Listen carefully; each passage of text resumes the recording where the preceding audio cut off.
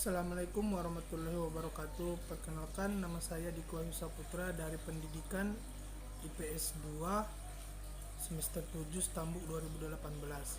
Nah, di sini saya membuat video untuk memenuhi tugas isu-isu sosial kontemporer untuk tugas presentasi pada hari ini. Nah, di sini saya mengambil judul tentang pengangguran. Baiklah, masuk saja ke intinya. Yang pertama, pengertian dari pengangguran. Menurut Sudano Sukimo 1994, pengangguran adalah suatu keadaan di mana seseorang yang tergolong dalam angkatan kerja ingin mendapatkan pekerjaan tapi belum dapat memperolehnya.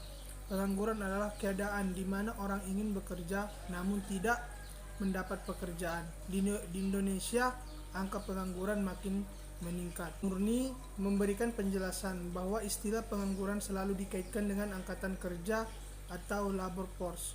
Angkatan kerja adalah bagian dari penduduk yang berusia antara 15 tahun sampai dengan 65 tahun yang mempunyai kemauan dan kemampuan untuk bekerja, serta mereka yang sedang mencari pekerjaan. Pengangguran berkaitan erat dengan tenaga kerja. Menurut Payaman J. Simanjuntak menyebutkan bahwa tenaga kerja adalah mencakup penduduk yang sudah atau sedang bekerja, sedang mencari pekerjaan dan melakukan kegiatan lainnya seperti sekolah dan mengurus rumah tangga. Menurut BPS, penduduk berumur 10 tahun ke atas terbagi sebagai angkatan kerja atau AK dan bukan AK. Angkatan kerja dikatakan bekerja bila mereka melakukan pekerjaan dengan maksud memperoleh atau membantu pendapatan, keuntungan, dan lamanya bekerja paling sedikit 1 jam secara kontinu selama seminggu yang lalu. Pengangguran terbuka merupakan salah satu pengangguran yang dikutip dari penelitian Ropia Nugrahi Pramesti 2013 yang berjudul Pengaruh Pengangguran dan Inflasi Terhadap Pertumbuhan Ekonomi di Kabupaten Trenggalek. Sukimo menjelaskan bahwa pengangguran terbuka atau open unemployment adalah tenaga kerja yang benar-benar tidak mempunyai pekerjaan. Pengangguran terbuka termasuk pengangguran yang sangat banyak karena memang mendapat pekerjaan meskipun sudah berusaha mencapai pekerjaan. Selanjutnya, dalam menangani masalah pengangguran, pemerintah harus cepat tanggap dalam pemecahan masalah pengangguran. Masalah pengangguran memang tidak mudah. Pemerintah harus mengikutsertakan peran pendidikan dalam menurunkan tingkat pengangguran. Sebuah negara yang ingin berubah harus meningkatkan tingkat pendidikannya.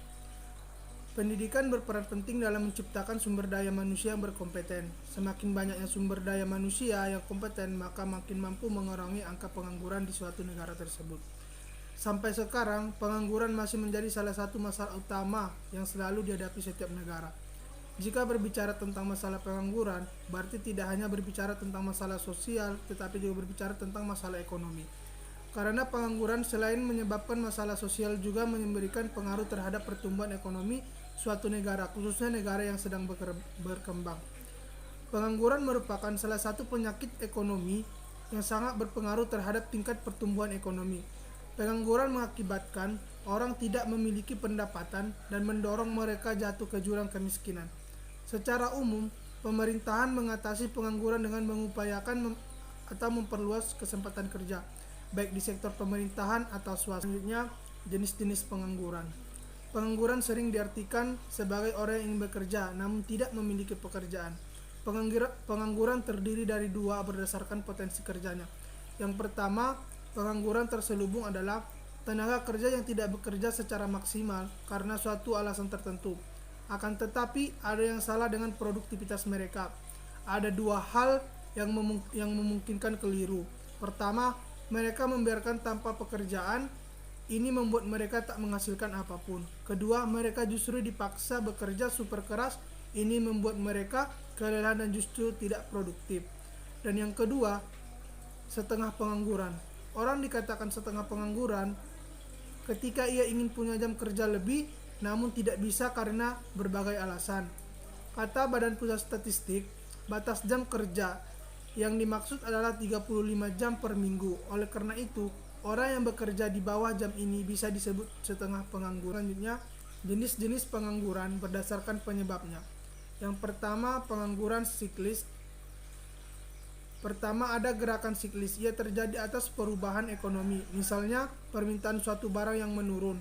Yang kedua, pengangguran struktural. Teknologi terus berkembang dan berubah. Ternyata hal ini dapat mempengaruhi suatu kerja seseorang. Misalnya, pekerjaan si A sudah digantikan oleh robot atau mesin, peluang mereka tentu akan berkurang. Dan yang ketiga, pengangguran regional. Sejatinya jenis gerakan yang satu ini mirip dengan gerakan struktural, akan tetapi menurut Economics Online, kejadian terbatas pada wilayah tertentu. Dan yang keempat, pengangguran institusional. Kadangkala pemerintah mengeluarkan kebijakan yang memicu atau pemicu. Jika ini alasan seseorang menganggur, jenis klubnya bernama klub institusional. Dan yang kelima, pengangguran friksional, yaitu contohnya si X adalah orang yang baru lulus kuliah, ia tengah mencari kerja. Nah, status yang dicatat dalam fraksional. Selain itu, orang yang juga baru mengundurkan diri dan belum dapat pekerjaan yang termasuk di dalamnya. Yang terakhir, pengangguran musiman. Beberapa pekerjaan hanya bisa dilakukan pada waktu tertentu. Misalnya, pekerjaan saat panen sudah waktunya dituai. Jenis ini penyakit musiman. Mereka bekerja hanya pada batas waktu tertentu. Selanjutnya, C. Penyebab pengangguran. Pengangguran adalah suatu hal yang tidak dikehendaki, namun suatu penyakit yang terus menjalar di berbagai negara. Dikarenakan banyak faktor-faktor yang mempengaruhinya, mengurangi jumlah angka pengangguran harus adanya kerjasama lembaga pendidikan, masyarakat, dan lain-lain. Berikut adalah beberapa faktor penyebab pengangguran, yaitu yang pertama, sedikitnya lapangan pekerjaan yang menampung para pencari kerja. Banyaknya para pencari kerja tidak sebanding dengan lapangan pekerja yang dimiliki oleh negara Indonesia. Yang kedua, kurangnya keahlian yang dimiliki oleh para pencari kerja. Banyaknya sumber daya manusia yang tidak memiliki keterampilan menjadi salah satu penyebab makin bertambahnya angka pengangguran di Indonesia. Dan yang ketiga, kurangnya informasi, di mana pencari tidak memiliki akses untuk mencari tahu informasi tentang perusahaan mana yang akan dia tuju dan perusahaan mana yang memiliki kekurangan tenaga pekerja. Dan yang keempat, kurang meratanya lapangan pekerjaan. Banyaknya lapangan pekerjaan di kota dan sedikitnya perataan lapangan pekerjaan. Dan yang kelima, masih belum maksimalnya upaya pemerintah dalam memberikan pelatihan untuk meningkatkan soft skill. Dan yang terakhir, budaya malas yang masih menjangkit para pencari kerja yang membuat para pencari kerja mudah menyerah dalam mencari peluang kerja. Dampak dari pengangguran berimbas pada menurunnya tingkat perekonomian negara, berdampak pada kestabilan politik, berdampak pada para investor dan pada sosial dan mental.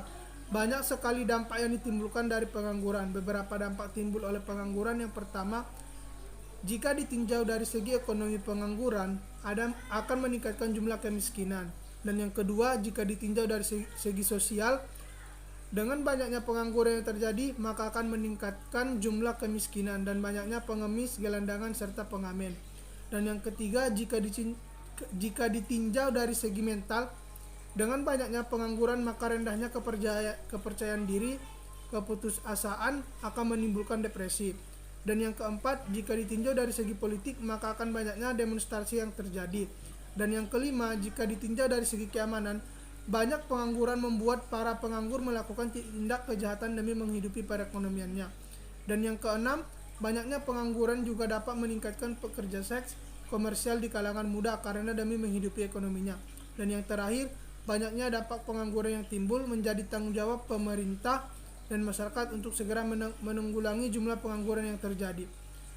Mungkin demikian yang dapat saya sampaikan. Jika ada kata-kata yang salah, saya mohon maaf. Assalamualaikum warahmatullahi wabarakatuh.